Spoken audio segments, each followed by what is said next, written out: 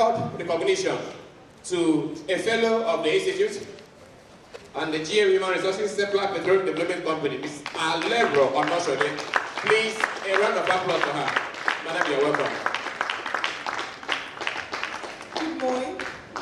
Thank you so much for making out the time this morning to listen to a Jambite's fellow.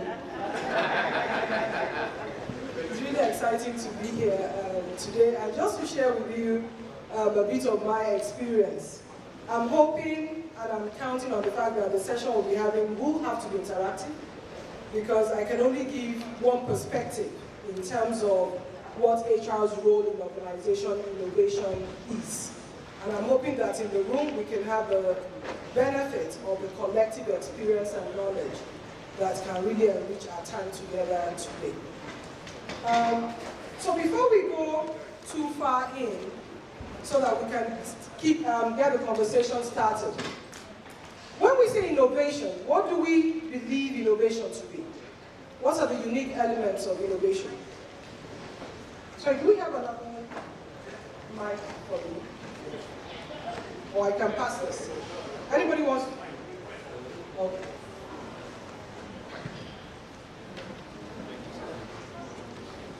I see innovation as implementation of creative ideas. So there's one bit of it is creative. What else is it about innovation? Is every creative idea innovation?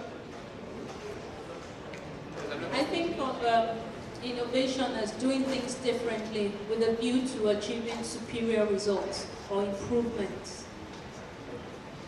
Indeed, I mean, the two elements we talked about are really the key ingredients around innovation. I just picked a few, definitions around what is innovation is. And one is the transformation of ideas into reality to capture new or existing value. I think there are two things about innovation. It's new, it might be incremental, but it's very important that it delivers value. Otherwise, it's just another way of doing something you're doing, if you're not getting value out of it. And it's the application of better solutions to meet new requirements on articulated or existing market needs. I think the one thing you would know, and we'll talk about a bit more, is that when we talk about innovation, there is a key ingredient for innovation, and that is change. And we can almost be certain that change is constant. So whether you know it today or you don't know it, there is a change coming that you can benefit from. And that is where innovation begins to play a new part. In many cases, when we also say innovation, people think it's something new. But I think my sister already said, Bumi already mentioned the fact that it could be existing. It could just be a different way of doing something that you're already doing to give you new frontiers in new markets or even within the society. Now, I thought about some of the things that, there's some landmark innovations that we all still experience today. And you can then imagine what life would be if there really was no innovation. And I think one of the key points we see is that behind every innovation is a person. Things don't change themselves, people change things. And when you look at some of the examples we have, the first one was the telephone. That was a man, John Rees, 1860. The telephone we're using today, was that what John Rees created? No. So you have an innovation that starts, but on top of that innovation is multiple innovation that now creates something that might be totally different from what it even started with. But one of the key points is that it was a person that came up with it. The light bulb, they're totally different from when it was started. Penicillin.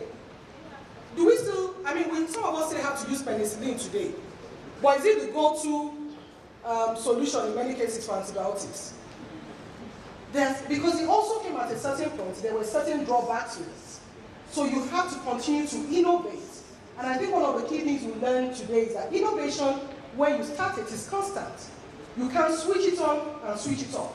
It has to be a way of doing things.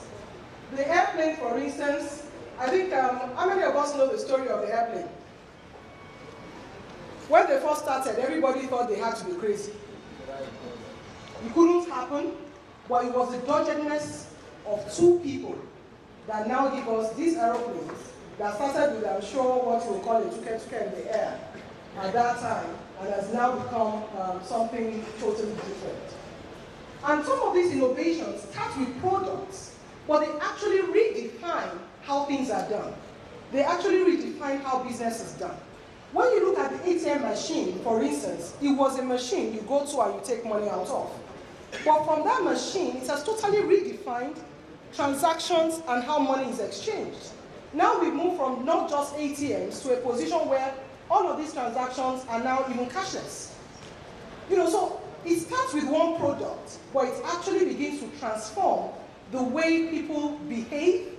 Look at, for instance, this same ATM machine. You start with collecting money from the ATM, then you go to doing it online, then that begins to drive certain habits that I'm sure many of us actually just do all our shopping online now. So even that physical interaction, the whole lifestyle changes. I think there are times recently I was making some pot of soup, and everyone was like, how did you learn it? I learned it on the internet.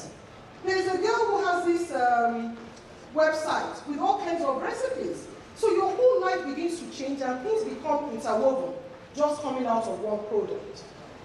The World Wide Web, I'm sure, is one that we all experience. And then you can now imagine that there are companies today, and there will be companies tomorrow that continue to leverage on innovation. So again, I go to the point of why is it important that we innovate in the first instance? To be honest, it's a good idea that we now have a telephone, but why is it important?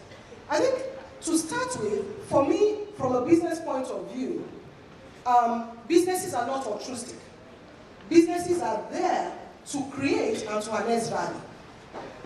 And one of the key reasons why you must innovate is so you can harness value, is so that you can create value, is what gives you access, in many cases, to new markets or give you competitive advantage.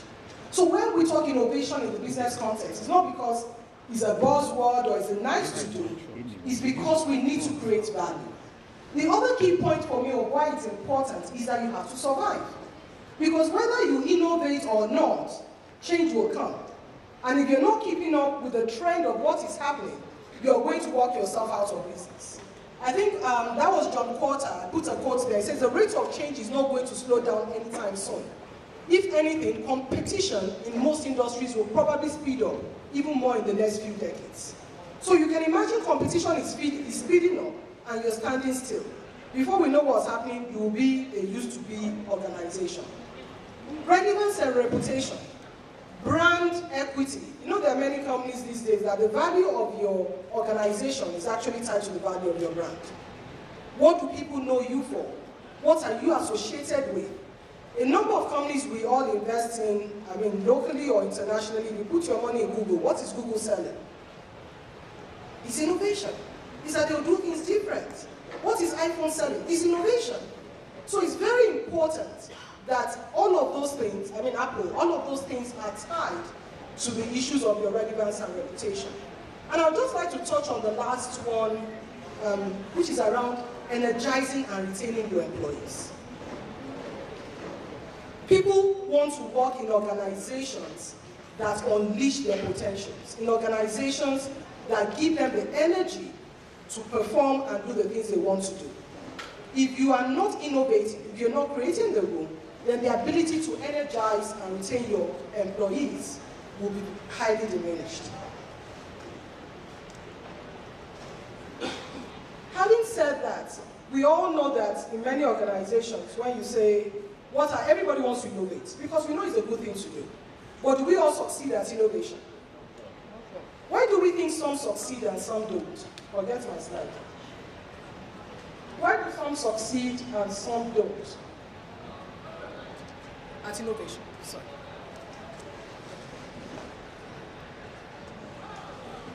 Just like challenges of life, some people give up well at it, others keep at it.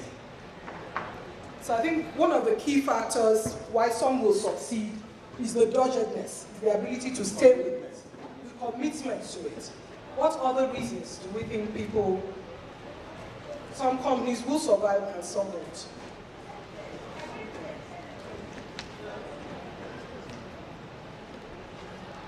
Hello? Adaptation. Adaptation. What do you mean by adaptation? In a situation where they were faced with a lot of pressures, and that they were able to contain themselves in terms of maintaining themselves so as to surmount that very pressure. They can adapt in that kind of situation. So the ability to be flexible and work with whatever the external environment throws to you. Thanks very much. I looked at this top 10 innovative companies. I think when I looked at the list, one of the first things that struck me is usually you see high-tech companies. So most times when we talk innovation, we associate high-tech companies with innovation. Yes, innovation is important with high-tech companies. However, if you look at that list, you would also see that it's not just high-tech. Automobile is there. Manufacturer and consumer goods is there. Which begins to reiterate the fact that when we talk innovation, it's not industry specific. And what makes them succeed at being innovative is replicable in other industries and in other companies. And I want us to look at it in the context of our own organizations within Nigeria to say some of these things they do, are they things that can be replicated even within our own context? I think one of the findings in this study as well was that the companies that were actually on the list were not necessarily the ones who spent the most money on innovation. You know what's the usual thing when you have a problem? What do we usually do?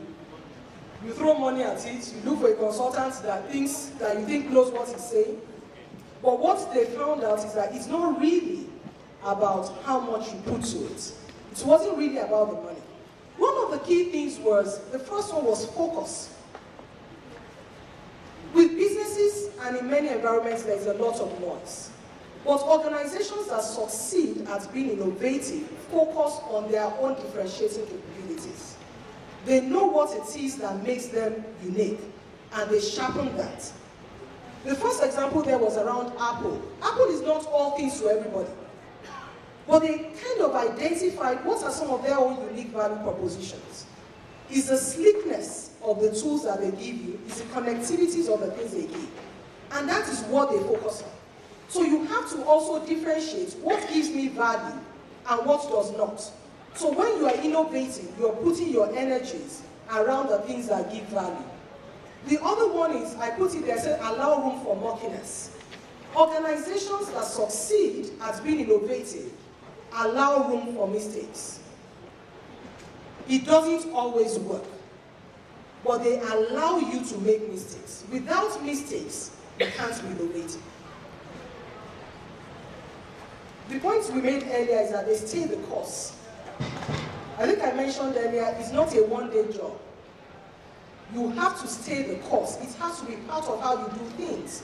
It has to be part of your DNA for you to become successful at it. And the other one is they are alert to competition and the external. What is the world around you saying? What is the feedback you're getting from your stakeholders? What is the feedback you're getting from shareholders, from your customers? Those are the things that continue to drive innovation.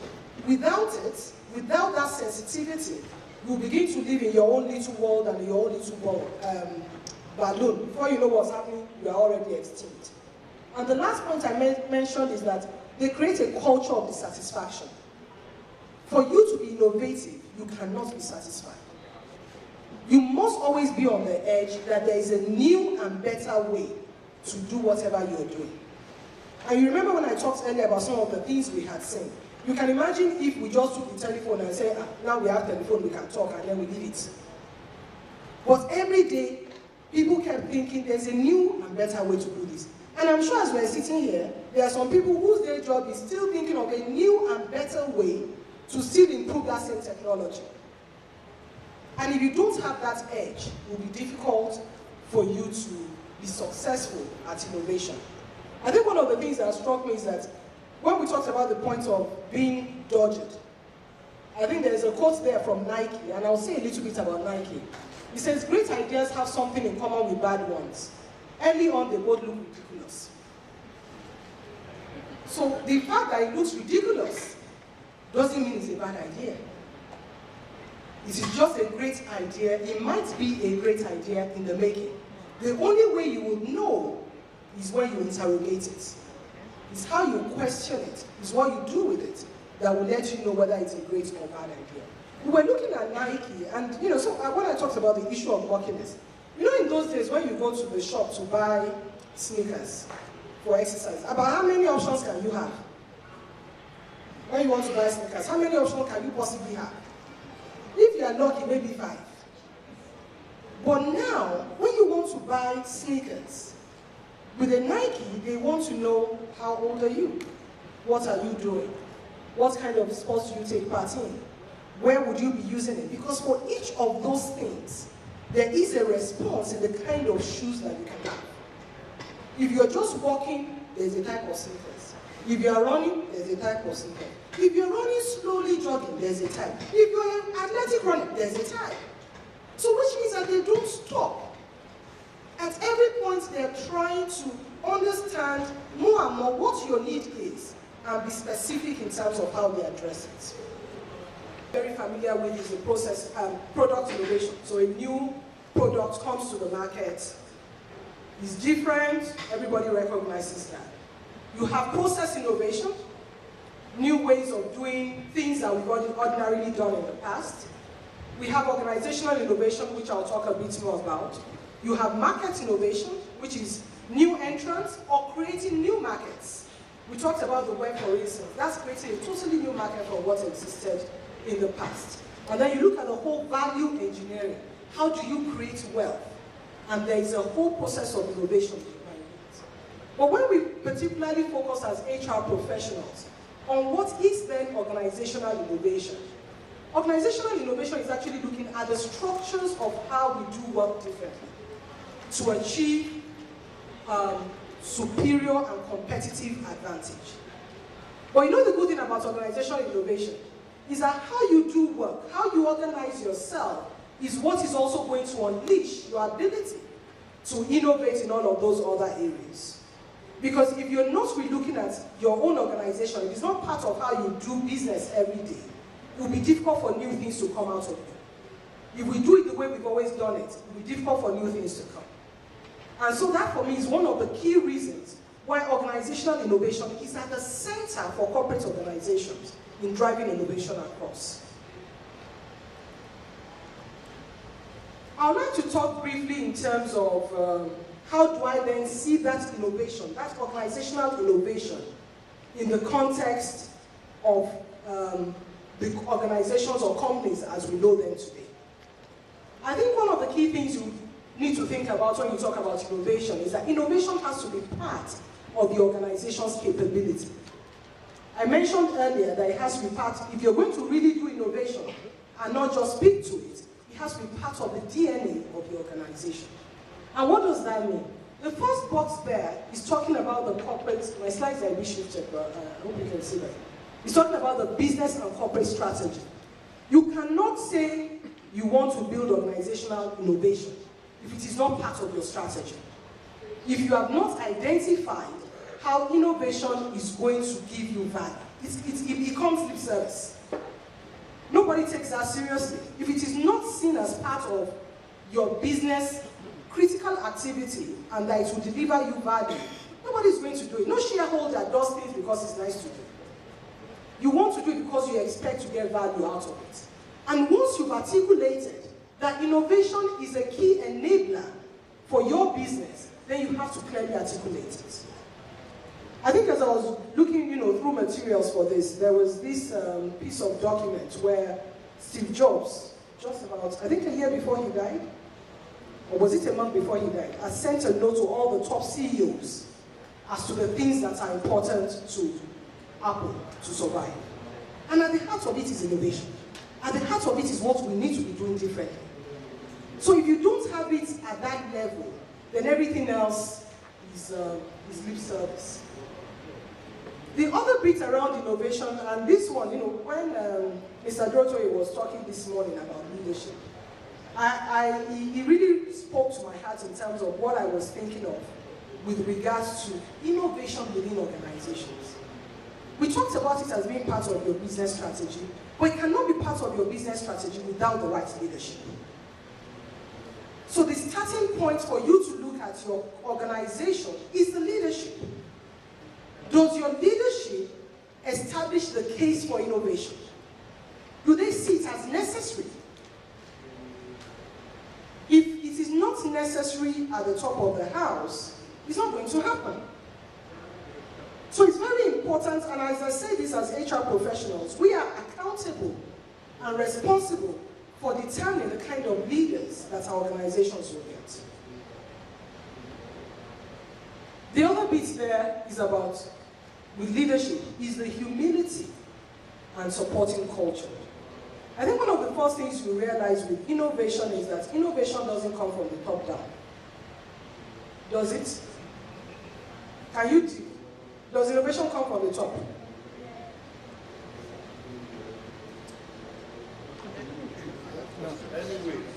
It depends on, you just classified several types of innovation, so it depends on the type that it is. It is possible for innovation to come from the top, but it's not usual. Because at the top you have how many people? 5, 10. You know, they see a certain part of it. But the enabling culture for innovation means that everybody within the organization needs to be able to impact the company direction. And that for me is why the issue of humility is critical with leadership. Because where you have leaders who think they are the ones that have the answers, innovation is not likely to thrive. Leaders that cannot be challenged are not likely to be leading innovative organizations. So it's very important that as leaders, you have to understand that to be innovative, the answers are not necessarily the answers that you can provide. I think Mr. Dorotoye made a valid point today that many of us, by the time you're talking of the guys at the top of the house, on average, about how old are they? The guys who lead the organizations today, how old are they on average? 40, 50, 60. Are they in a position to predict what is going to come in 10 years' time? So you're limited. So you have to accept your limitations and create an atmosphere that supports and nurture innovation. The other bit is that you have to give room and time. Many of us grew up in these days of, this is the solution, I want it yesterday. But I made a very important point with innovation. You have to make mistakes. You have to make mistakes. And mistakes must be embraced. Because a mistake just tells you another way not to do it. So you have to embrace mistakes and leverage them going forward. You have to value risk-taking. And the last point there with leadership is you have to recognize innovation and reward it. I think we all know as HR people that it's what you reward that people do. So if you don't reward it, if you don't recognize it, it is not going to take root within your organization. The other one I wanted to talk about was strategy, so I'll just go through quickly each of those boxes. The thing with structure, particularly, as HR professionals, who are the ones, when people want to design new organizational structure, who do they go to? HR. So this is one place where we are holding the pen with regards to the structures within our organization. And we now need to be thinking about what structures do we put in place that will enable the strategy. And if innovation is part of that strategy, you have to think, what kind of structures will I put in place? One of the key things I will say is that, from my experience, flatter structures are more amenable to innovation. Why would that be the case? Why would flatter work with innovation? Maybe somebody else will. Well, there are no hierarchies really. So you're really on the same level. You don't really fear to respond. You don't fear mistakes because you can relate with one another as a relationship. Yes. A sense of belonging. A sense of belonging. I think it's that. Oh, sorry, I wanted to say something.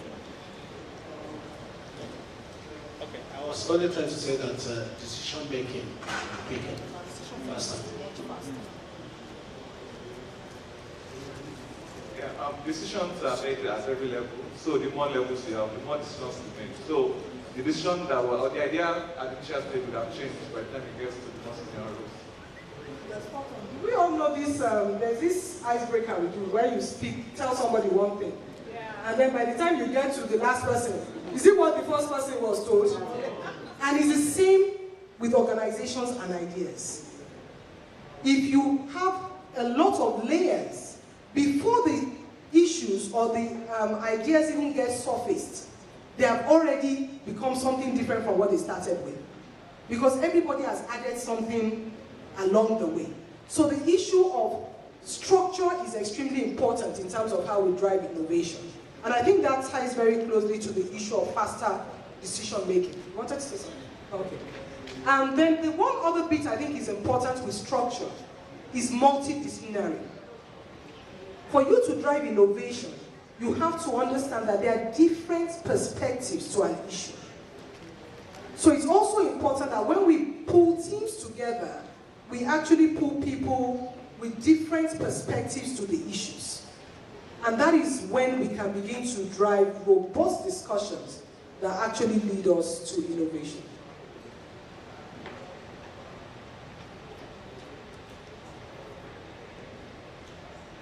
I'm really talking about the things that as HR professionals, we are actually accountable for. People. I mentioned that there are people are the ones that drive innovation. And as HR professionals, we are accountable for attracting the right people into our organizations. We're accountable for how we assess people and select them. We're accountable for the capability development within our organizations. And the other point I put there is that we as HR people need to ensure that the soft issues matter. Why do I say this? Many times when we talk about people, what's the first thing you want to look at? Is smart. Does smart equal delivery? Does smart equal an innovative organization? What are the things that would matter for an individual to be innovative? So, intelligence matters, but is it the most important thing? Critical thinking matters, yes. A conducive environment matters. The attitude matters. The behavior matters. So as HR professionals, when we look at people for promotion or for leadership, we have to look at them in their entirety. The soft issues do matter. The other piece I think is extremely critical for innovation is the culture within an organization. And I think it's one of the key reasons why some organizations will be innovative and some others will not.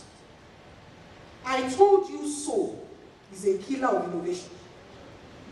Do as I say is a killer of innovation. I think I was attending a lecture recently and the guy was talking on innovation. And as he spoke, who is the most inquisitive person you know? A child. We are born innovative. We are born creative. Children will ask questions to death. You remember when they are that age of 3, 4, why, do this, why? And then they start school and they beat the why out of them. Because what do you say? When you say why, you say, I said you should do it. Why? Because I said so. So before you know what's happening, the child stops asking. And what does the child do? The child just does what they see you do. They're no longer trying to internalize or understand, why am I doing what I'm doing? And it's exactly the same thing in the workplace. An organization that does not allow for questions cannot be innovative. Looking at him because he says I don't give him kudos all the time. But you have to really celebrate to get people into the culture and the mindset of innovation. I talked about recognizing the entire being. And one of the key reasons why this is important in cultures, you know, in some organizations today, and I hope in yours as well, we put a lot of emphasis on the diversity that we all bring and creating an inclusive workplace. Because it is the entire being of a person that you want them to come to work with, isn't it? You don't want them leaving anything at home because it's the entire being that is useful and valuable to you. But for them to be able to come with the entire being, you have to recognize it and accept it. So we can't be putting unnecessary barriers in the workplace. How you look, how you speak, which tribe you're from, all of those things limit the ability of a person to unleash his potential and will in turn limit the ability of the organization to be innovative. I'll talk quickly about the processes and systems that we put in place that enable innovation. The issue around reward. What are you rewarding? What are you paying for? If you say innovative is important, then that means in your reward mechanism, it has to show. People need to recognize that this is something that you regard as important. The other one is knowledge sharing. A lot of the time we talk, we as HR people, we have buzzwords, learning organizations, and all of that. But all of those things only become meaningful if you're using them to actually achieve value. And that is why knowledge sharing is extremely important for organizations that will be innovative. And the issues of efficiency and optimization is a key driver of innovation. An organization that is always looking out for how it can do things better is important. So I talked about some of the key things I think you require in terms of your organizational capability. But I'd like to talk about some of the things that are barriers to innovation. And some of them I've talked about earlier, just to wrap up. One is your structure and your chain of command. If you go into your organizations as HR professionals, let's ask ourselves, does this structure support innovation if we want to be innovative? Does the structure we have in place support it?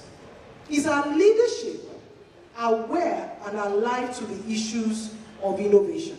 I always say from a change management point of view, don't start anything within the organization until you get the leaders involved. It is usually the most difficult part in driving change. Getting them to a position where they can now say and can be ambassadors for the innovation or change that you're trying to get within that organization. The technology and resources.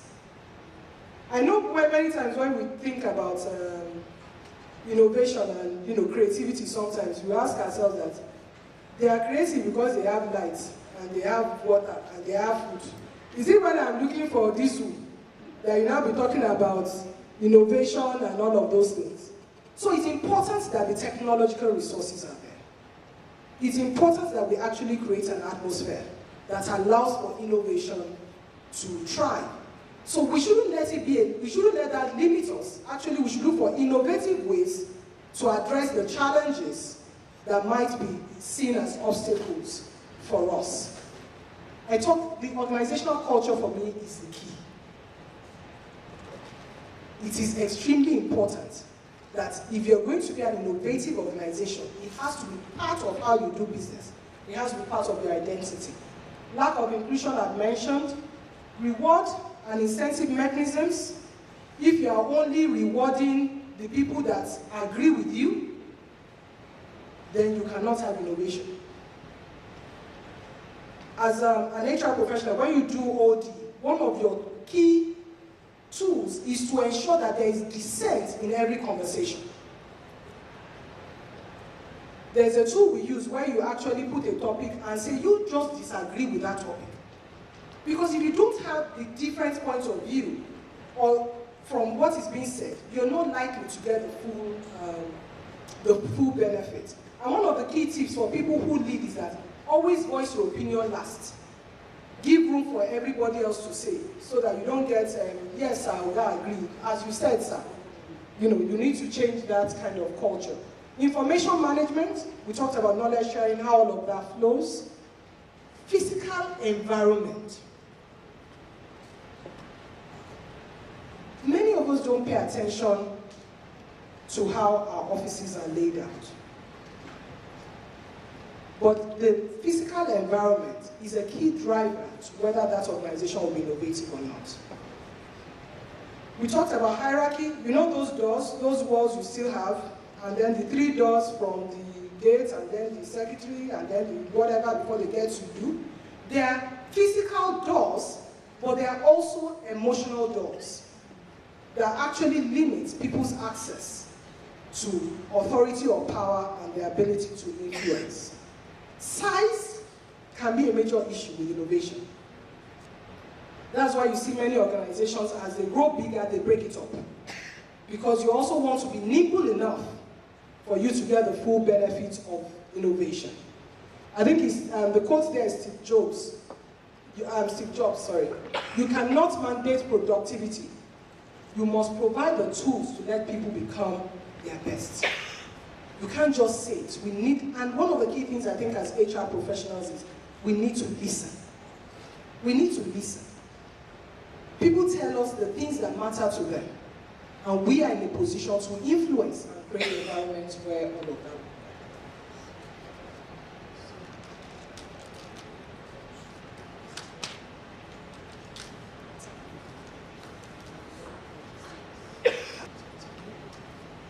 So I'll go back to our traditional roles as HR people. So I've talked in terms of what we need to do in terms of driving the strategy, our roles in that. I think we all accept that as HR people, our role is to attract people to our organization. Is that right? Yes. So which means that we are accountable for the image of the organization that we create. And who are your key tools for attraction? Who else can attract people for you, for your organization? What are the platforms we use? What platforms do we use to attract people? Social media. What else? Headhunters. Referrals. Huh? Referrals. Referrals. Your staff. Your key ambassadors are your staff. So it's very important that when we're talking about attraction, we use our staff as our key referral point and recognize the role they play in terms of attraction. When I was looking on the web, I was just looking at office space. This is an office. This is an office. This is an office. And this is images. This is Google. Those are images of their office that they put in the public domain. Can you imagine if you were in school right now looking for work and you saw this office? You see that chute or whatever is to the dining room. And you now saw this office. Or this one. Where would you work? Huh? If what does it tell you? What does that office, what does the office space tell you? That is the image. One says it's a fun environment, the other says you're in isolation. Oh, it's serious. It's a serious environment. Work is serious. Do our children take work as serious? Do they take anything seriously? So you really need to begin to think in terms of attracting the kind of people that you want. How do you position yourself? I was talking to a cousin of mine who works for Google, and I was just asking her, she says, you know, it's, the way they run their office, especially out of California, it's like you are not at work. You eat when you want, you sleep when you want, they pick up your dry cleaning, you come anyhow. You feel like wearing shorts today? You want to wear a better? What does that do? They are working all the time without knowing they are working. They have connected their total game that people just come in. And it's life. Another one, and not wrong, I'm not saying one is better than the other, I'm just saying you control which one you want to be. And you determine to the public which one you want to be known as.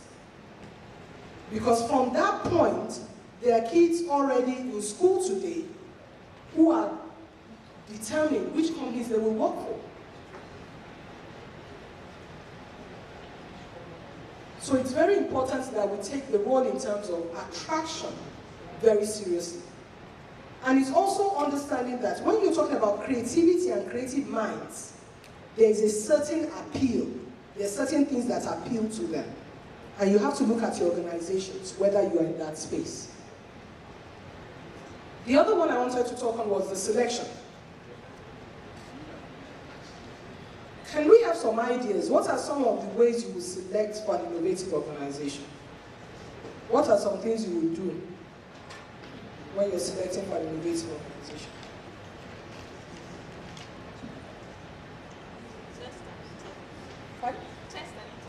Test and interview. What else? Innovative organizations.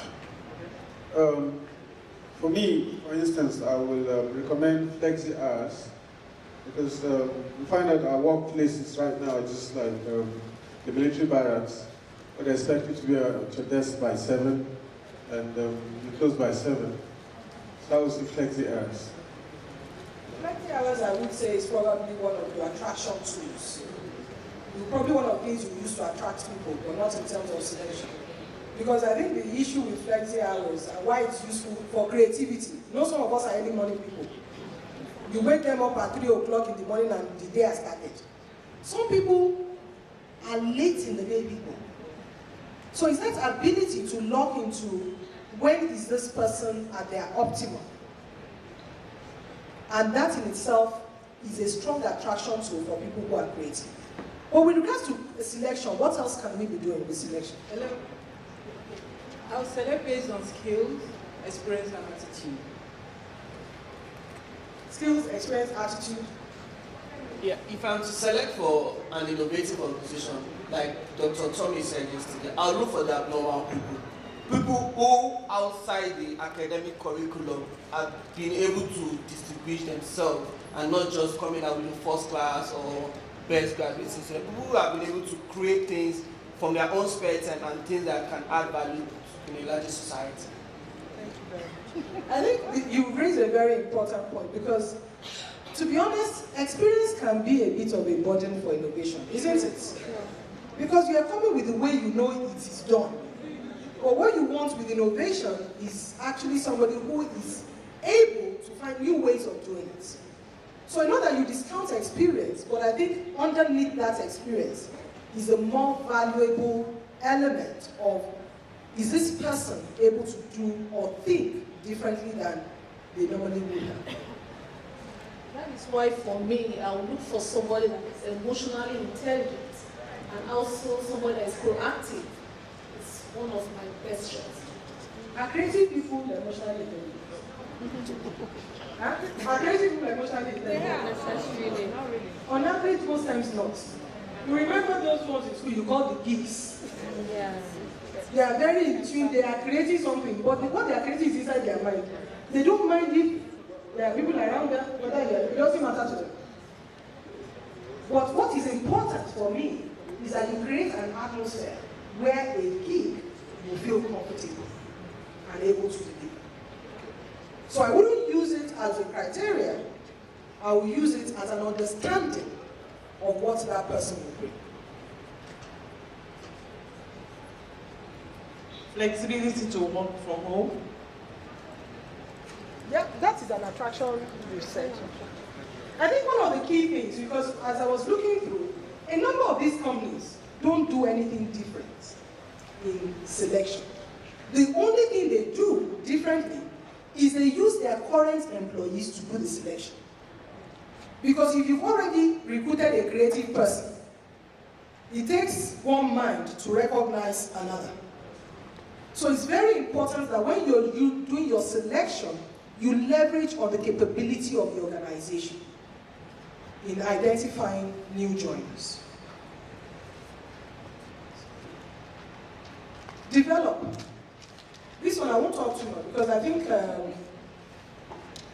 Fela already addressed this today. Can you develop somebody to be creative? Can we develop creativity? Yes. You can. You can. If they have the right attitude, they can be creative.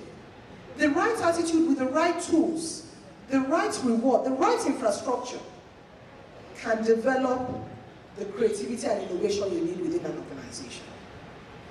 So I think it's very important that we don't write people off and say, this one, you will not get it. What you need to understand is what will make him get it and create the atmosphere for that to happen. Retain. What happens with creative people? Or the people who are innovative, people you regard as talent, what happens to them? Mobile. Huh? They are mobile. They are very mobile. Yeah. They are very mobile.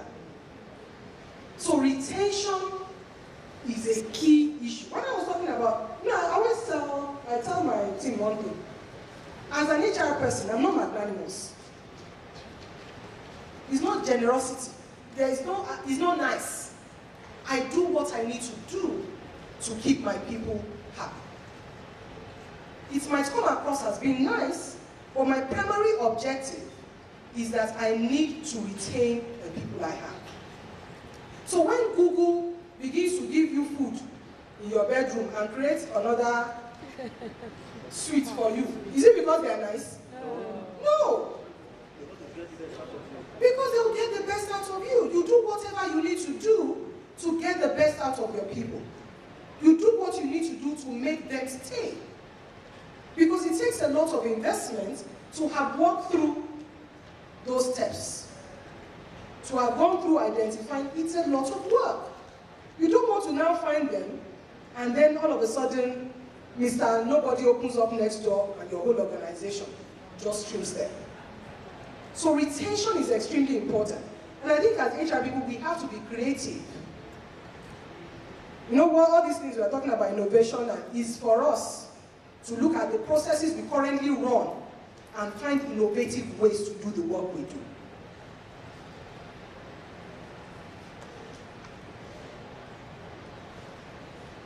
What's our last role as HR people? Why is disengagement important in organization innovation? Why would it be important how you disengage?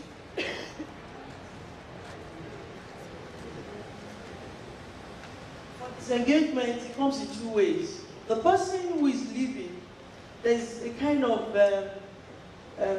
thing you're putting in his head. Maybe it goes well, you're going to remain with him. Then your staff that are still with you, they are watching how you're going to disengage because it's going to affect them too. So you have to manage those two different parties and ensure that you get the best. Excellent. Disengagement is extremely important for us as HR people. For the two reasons she mentioned. One is that the person who is leaving, is he leaving as your ambassador or is he leaving as your enemy? And if you have already created an organization that is innovative, is there value still in that person that is leaving? There are many organizations where you have retirees and all of that, they still come back as mentors and coaches. If you treat them shabbily, will they work for you? So it's very important that we take the role of how we disengage. For the people who remain, who you want to retain, how you let somebody else go matters to them. But more importantly, for your own organizational capability, is your ability to access the people that have left.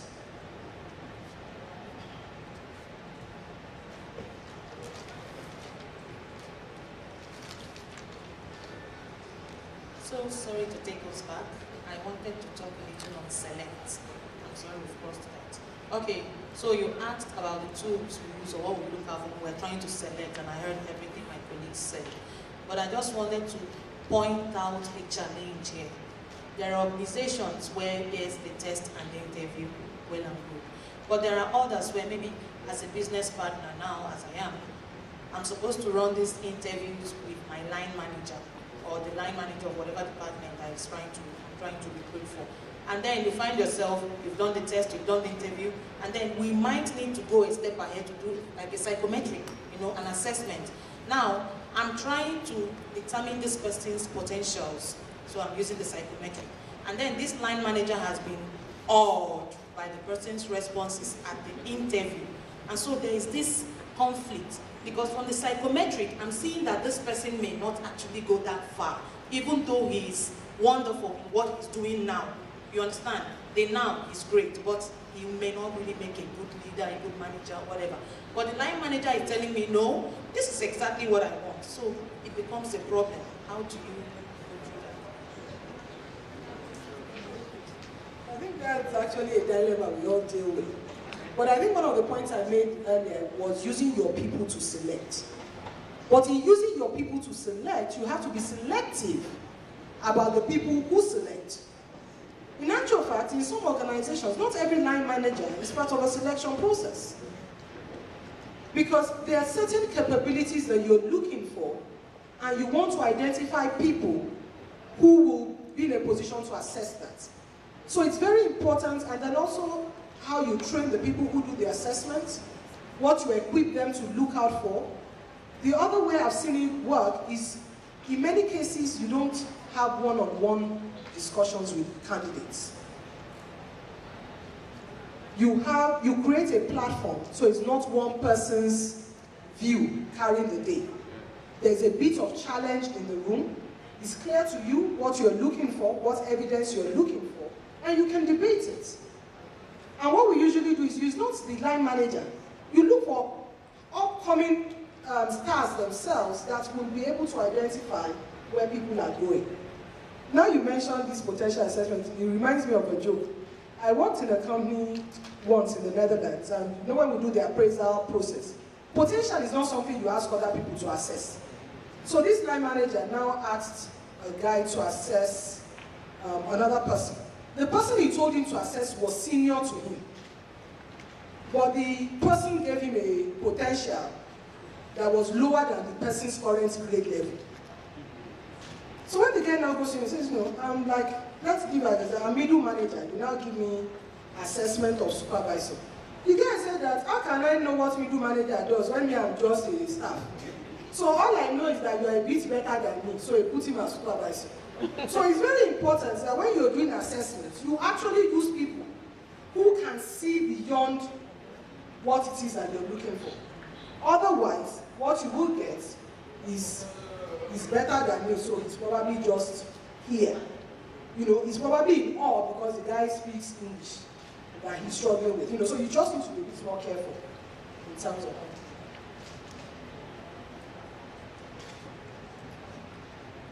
So just to wrap up, I'd just like to reiterate some of the points I've made earlier.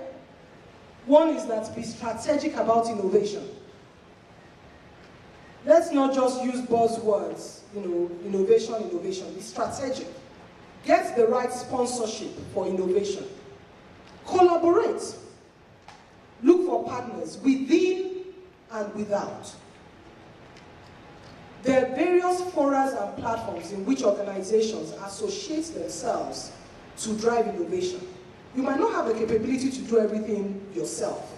So it's important that you look out for partners that you can work with in this regard. Build a learning organization. There are a few things, I'll just give a tip. If there's any project within your organization, make sure the learning is captured. Even if it's a 30-minute session of what did we learn on this project, what worked and what did not work, what should we do differently, for whatever is worth, 30 minutes. But make sure it's part of how you do work within the organization, that you actually capture and share knowledge. One of the things we've done is include innovation as a leadership competence. We've talked about the fact here that it can be learned, but it can be learned only when you are purposeful about the value that innovation will bring to you. Look for nuggets, ideas, problem labs. We talk about space, even just a little room or in the dining room or whatever. Just letting people know that there is a forum where they can drop ideas. It might be online tools that you use, but create a platform where people can always drop a problem and some can always drop ideas. I think that's one of the benefits I see from the World Wide Web. It's a bad thing, but to be honest, if anything is wrong with me today, the first thing I will do is go to Google and type my symptom, and I will see a myriad of other people who have either had the same problem and a myriad of other people who have solutions. And that is what should be happening within our organizations. There must be platforms where if I'm working today, I have a challenge, there must be a place where I can put it. And there must be a place where others can help me deal with it and share their own experience. So that's one other way we can look at in terms of driving innovation. Tie compensation to innovation. Reward it. If you want it, pay for it. Make room for mistakes. I mentioned that before. There will be mistakes. And that is one of the other things that kills innovation? Blame culture. You are the one. That is a killer for innovation. We must allow for mistakes. We must know mistakes will be made. Because like I said, the mistake in itself is a learning. It's just one other way you shouldn't do it again. Your talent base, making sure you look out for the right people, develop them and keep them. Creativity, we said, can be learned. The other point I wanted to put there is provide meaningful work. Work has to be meaningful. And what do I mean by that? People need to see the line between what they are doing and where the business is going. And that for me is really one of the drivers around the flatter structures and all of that. There must be a clear link. Otherwise, people are wasting their time and they will become disassociated and disconnected. Lastly, is celebrate success. Every little new thing, every success counts. Everything is worth celebrating. So having said all this, I would like to say that I do believe that for organizational innovation, HR is a critical and strategic partner to make it happen. All of the capabilities we've talked about today, from the strategy, to the structure, to the people, to the leadership, to the culture, the processes and systems, HR has a key role in each and every one of those. And so we need to ensure that we provide the right enablers and the resources that would actually support the productivity and the innovation that we're looking for. I'm convinced that if each and every one of us is committed to it, we really can make it happen. We can change our own organizations and we can change Nigeria to be again reckoned with as a platform for innovation in Africa. So that, I think, is my...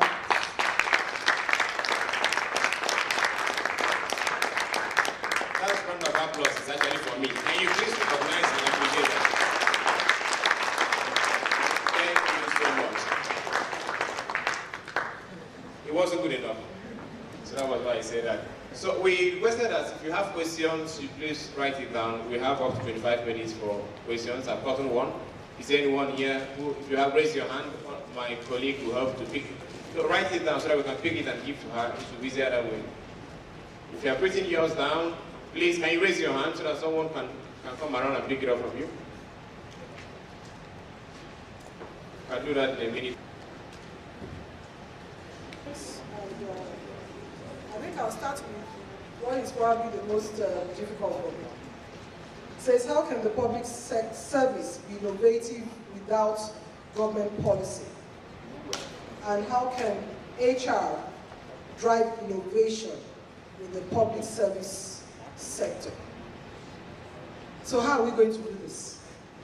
Without government policy, how can you be innovative?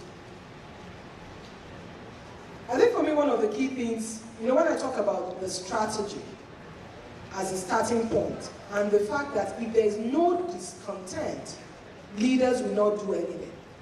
And I think it's the same thing with public service. We need to create the atmosphere of discomfort with the leaders. Policy only come out when people recognize that something needs to be done. So again, for me, rather than jump into a solution, is to continually create the discomfort. And there are key ways in which we do it. One is first in terms of the data we provide. What insights are we providing in the discussions as HR people? What data are we gathering?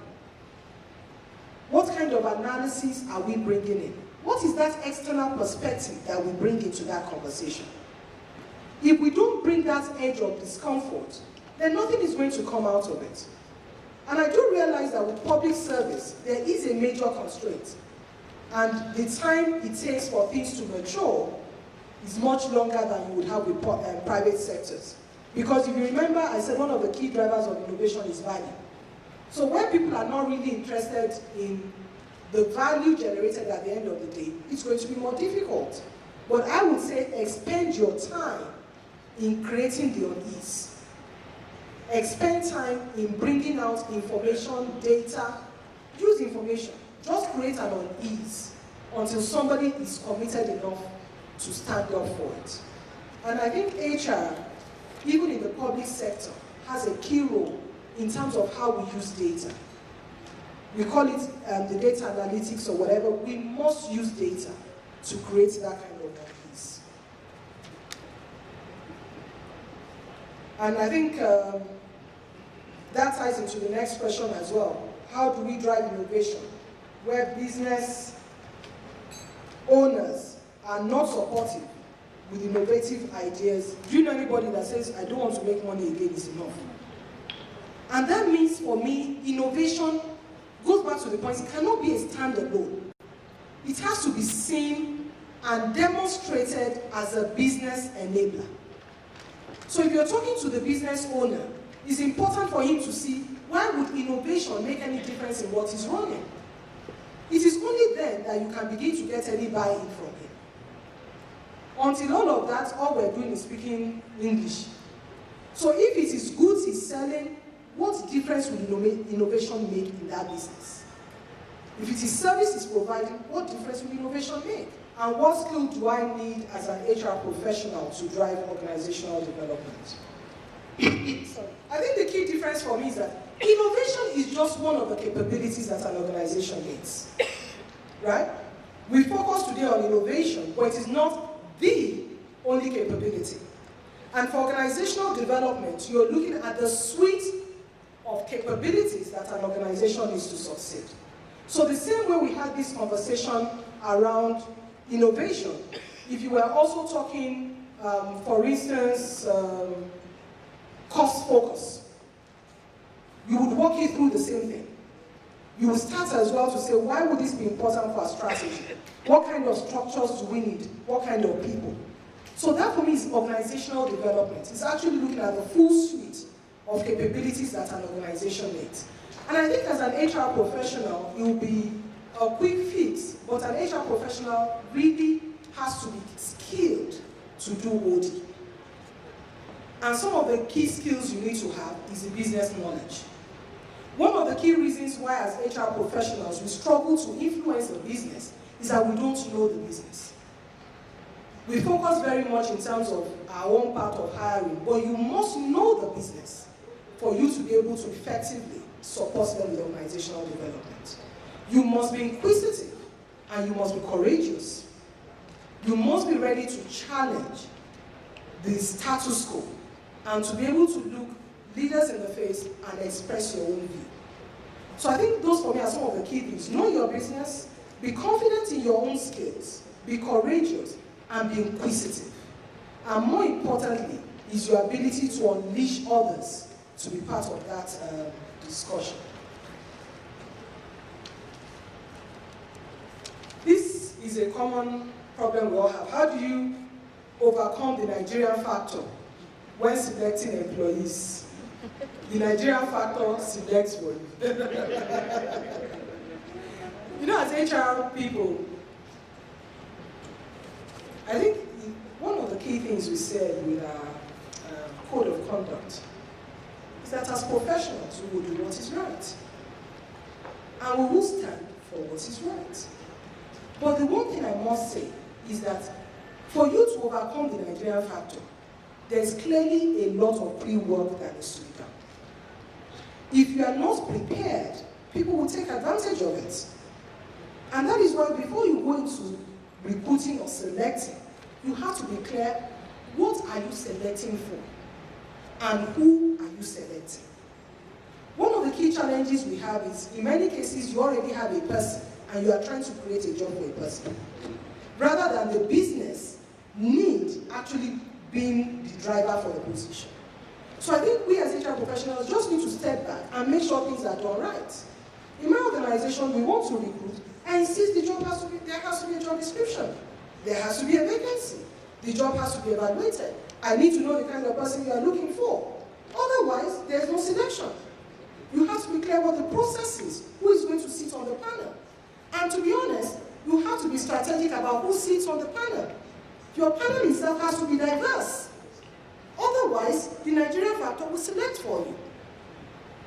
So there's a lot of work. You know, people, one of the key things is people come, we must employ today. There's no hurry. The person is going to be here for a long time. So let's do the work that is required now, so that we don't get carried away.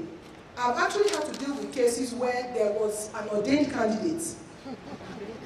Do you understand? The person came knowing he was going to get the job, but in the midst of superior performance, who is the owner of the business that will say, okay, please still take this person? So what I did was, he's the person, yes, we'll keep him. Other CVs, we had a panel interview. Even the person who ordained him started to look right and left. So I think it's very important that we just make sure we put our processes in place to get things done. This is a very important question, and I think I tried to touch on it earlier.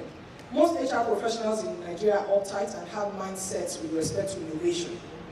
Light bulb ideas, no enabling environments. Any ideas on ways to debug this mindset? And I think one of the key things I said is, as HR professionals, we can't be looking at the business and ourselves on the outside. If you're not innovative in your own space, you cannot drive innovation within your organization. And a key issue for most organizations is that as HR professionals, we don't even open up our minds for us to be able to support them. You can imagine we're the ones sitting on all of these processes, and even we are not open. So I think it's very important that we challenge our own status quo. We all say we want a seat at the table, but to be honest, that seat at the table is only important if you are able to influence and drive value. A business that does, it doesn't matter whether they call you, I don't know, deputy CEO, HR, director, HR, whatever, of a dead business. It's relevant. So fundamentally, your role is to ensure that that business survives. So I cannot but appeal that we must change how we look at issues. We must challenge ourselves. And I think he was in the session we attended with Tom yesterday, where he said, you must always ask yourself, how can this thing be better? How can I make it better? How can I help others to be better? So which means don't come with a solution. Come to listen. Ask questions. And then steer the organization in the right direction. Let's not hold on too fast to some of the processes we greatly challenge. He says, do we have African companies and individuals who are examples of innovation? If yes, why do we not use them as examples? My apologies. Huh? No, that I didn't use them as examples. Do you understand? But I think the truth about it is, in terms of access to information, you would also agree with me that in many cases, when you go and check, which examples do you find? You know? So at the end of the day, you look at what they're doing and ask yourself, is it happening here? Of course it's happening. Of course it's happening. If Aliko Dangote is not innovative, leave it where he is. What team innovative every day is looking at a problem and is looking for a solution in any part of the world.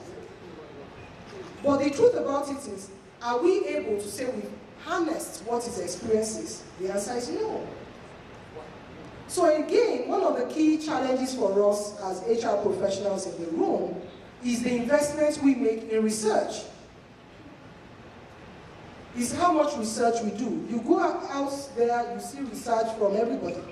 But I think the truth is that our own examples and our stories are still quite limited.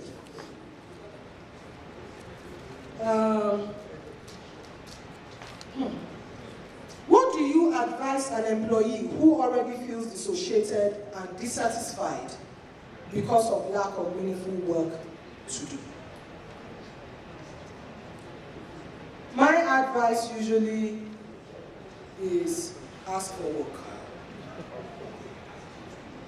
There are two things I say. If somebody gives you work that is not meaningful, how you do it will determine whether you are ready for meaningful work.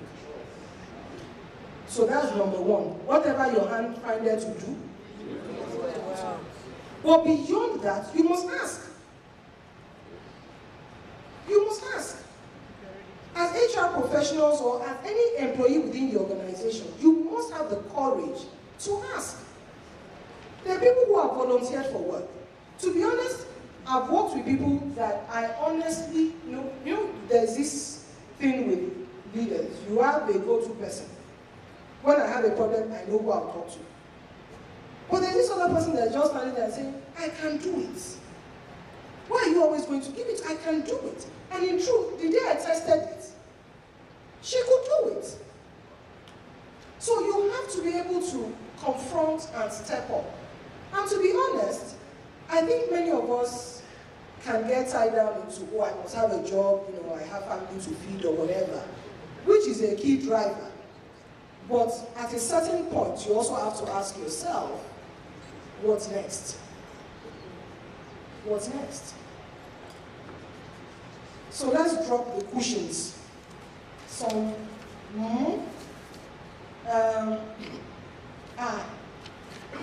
I think I addressed this, so I won't talk about it again.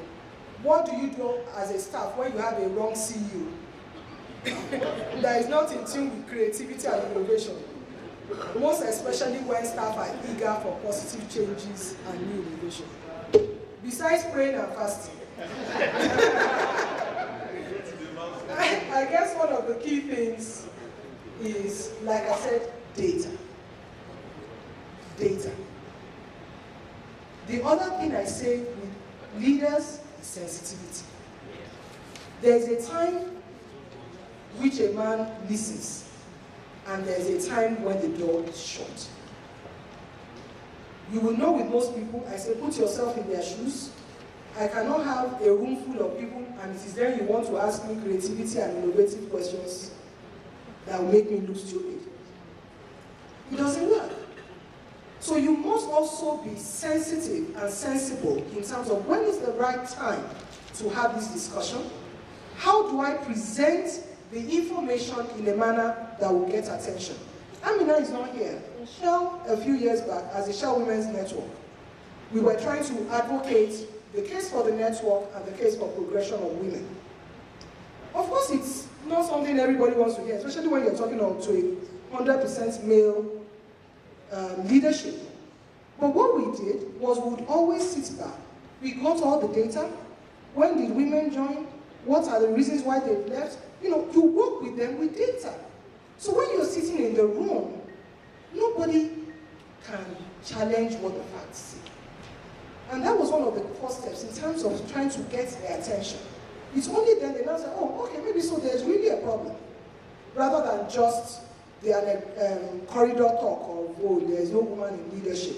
So I think it's very important that we work with data and also that we're sensible in terms of when and how we approach leaders.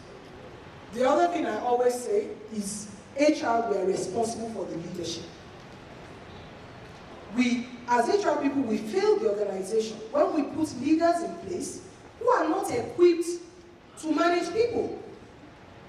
Many times we still progress people, leaders in our organization based on their technical know-how. He's a good geologist, he will be a great manager of people. Does that work? No.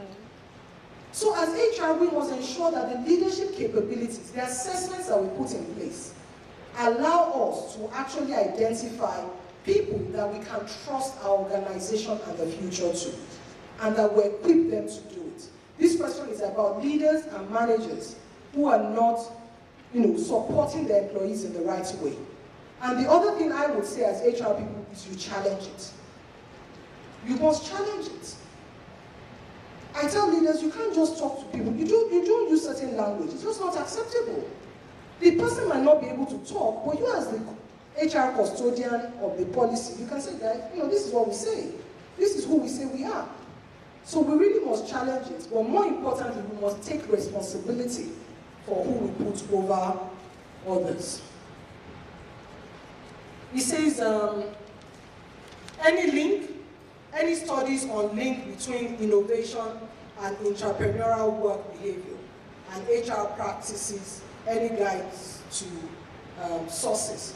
There's clearly link in terms of innovation and entrepreneurial work behaviors. And Akintunde? Who's Akintunde? Okay. So I think in terms of giving further information, because actually innovation is one of the key drivers for looking at how things are done differently within the organization. Is innovation and creativity the same? No. Creativity is a tool for innovation. Because as I said, it's not innovative, it's not adding value. So creativity is useful for innovation, but it is not innovation. I think there's a last one. What is the difference between capability development and capacity building? And how can an organization go from capability development to capacity building? I would say in layman's terms, I'll probably say capability development is really an ingredient for capacity building. Because what you do with capabilities is you want to ensure that capability helps you to ensure the person is able to do something. But capacity is when you begin to leverage on more than just one person, and you're looking in terms of how you can multiply that capability within an organization or within a larger context. And I think the first thing, like you rightly said, is you have to start with the capability. You have to start first with defining what is required and how we get it before we now start to talk about how we multiply that and how we extend it, either through coaching or mentorship schemes that build the capacity within your organization. And I think those are all the questions that I have.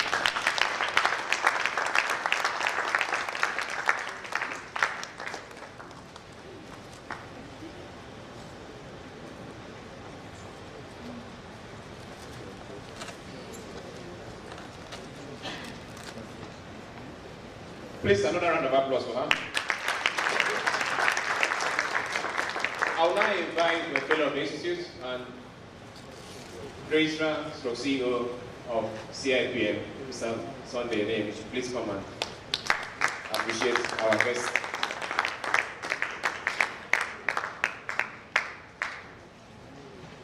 Good afternoon, ladies and gentlemen. Have you been enriched this afternoon? Yeah. You take that as an endorsement of the fellowship, just confirm it. I tell you, CIPM has got talents. Do you believe? Thank you very much for the endorsement. That means we are doing a great selection in CIPM.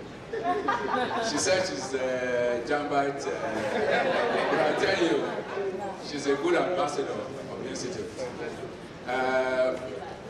Yes, yes. Not just in terms of sharing that experience and knowledge with us. Many things we have to go home with. A lot of practitioners, HR people, are very great at what they're doing. But to impart and teach It's difficult. And that is why, oftentimes, I'm telling you from experience as well, HR people are wonderful during their career. When they leave that job and they want to consult, they find out there's a difference between consulting and HR practice. What Alero has done for us today is to teach us that we need to go beyond being good at technical skill. I was wondering, is she a teacher or she's an HR person? Both. Because she started, when I was looking at ATM, I said, well, look, we are talking about organization, but she, from that, would all pick what innovation was all about before going. It started from very simple to the very complex ones. And at the end of the day, Alero, you have done very, very, you've enriched us so wonderfully this afternoon. Thank you so much. You have your permission to do what I'm supposed to be doing? That's appreciating this one. Okay, very well. So, on behalf of all the delegates at Alero, I want to say a very big thank you to you this afternoon. For a very wonderful debate. Thank you so much.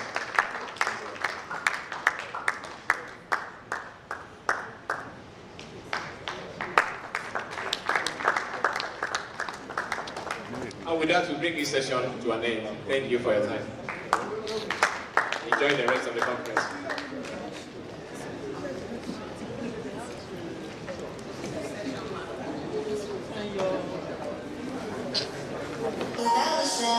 Suddenly my life was turned upside down. Fresh out the corner, upbagmusic.com. All that I could feel was feeling straight.